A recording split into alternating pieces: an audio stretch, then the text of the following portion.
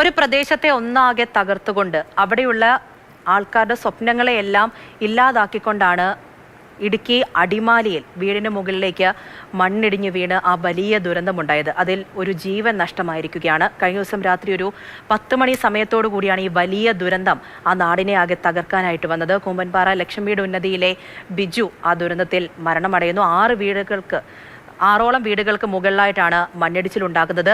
മണിക്കൂറുകൾ നീണ്ട രക്ഷാദൗത്യത്തിനൊടുവിൽ കെട്ടിട അവശിഷ്ടങ്ങൾക്കിടയിൽ നിന്ന് ബിജുവിനെ പുറത്തെടുക്കാനായത്. പക്ഷേ ജീവൻ രക്ഷിക്കാനായില്ല. അദ്ദേഹത്തിന്റെ ഭാര്യയായ സന്ധ്യ പുലർച്ചെ ഒരു 3:30 സമയത്തോടു കൂടിയാണ്, അത്രയും മണിക്കൂറുകൾക്ക് ശേഷമാണ് പുറത്തേക്കെടുക്കാനായത്. ഗുരുതരമായി പരിക്കേറ്റിട്ടുണ്ട്. ശസ്ത്രക്രിയ ഇപ്പോൾ കഴിഞ്ഞിരിക്കുകയാണ്.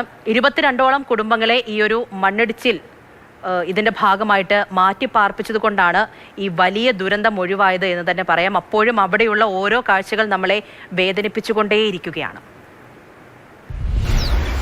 ഇന്നലെ രാത്രി 10 മണിയോടെയാണ് ആ കാണുന്ന വലിയ മലയുടെ ഒരു ഭാഗം ഇടിഞ്ഞ് താഴേക്ക് പതിക്കുന്നത്.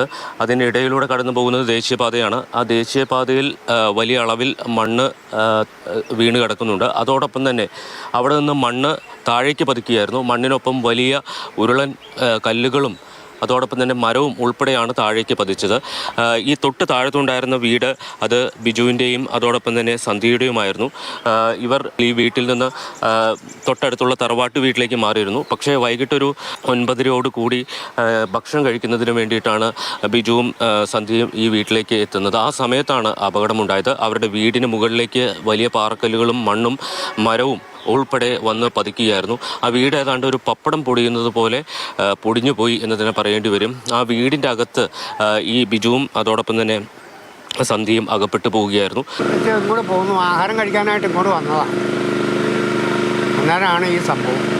രാത്രി ഭക്ഷണം കഴിക്കാൻ വന്നതാണ്. അതെ, ഇവിടെ നിന്ന് ഭക്ഷണം കഴിച്ചിട്ട് തിരിച്ച് വീട്ടിലേക്ക് വരാമെന്നാണോ പറഞ്ഞത്? ഇങ്ങോട്ട് വരാമെന്നും പറഞ്ഞാൽ പോകുന്നതെന്നാ പറഞ്ഞത്. വലിയൊരു വീടിൻ്റെ ബീം ഇടിഞ്ഞ് ഇവരുടെ ദേഹത്തേക്ക് പതിച്ചു. ബിജുവിൻ്റെ ദേഹത്തേക്കാണ് ഈ ഭീം പതിച്ചത്. അതോടൊപ്പം തന്നെ കട്ടിലും അലമാരിയും ഒക്കെ ചേർന്ന് അതിൻ്റെ ഇടയിൽ കുരുങ്ങിയ അവസ്ഥയിലായിരുന്നു ഈ 2 പേരും ഉണ്ടായത്.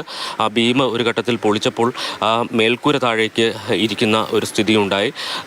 ഇതിനിടയിൽ ഡോക്ടറെ എത്തിച്ച് വൈദ്യസഹായം നൽകി. ഏതാണ്ട് 3:30 കൂടിയാണ് സന്ധ്യയെ ഈ തകർന്ന കെട്ടിടത്തിൽ നിന്ന് പുറത്തേക്ക് എടുത്തത്.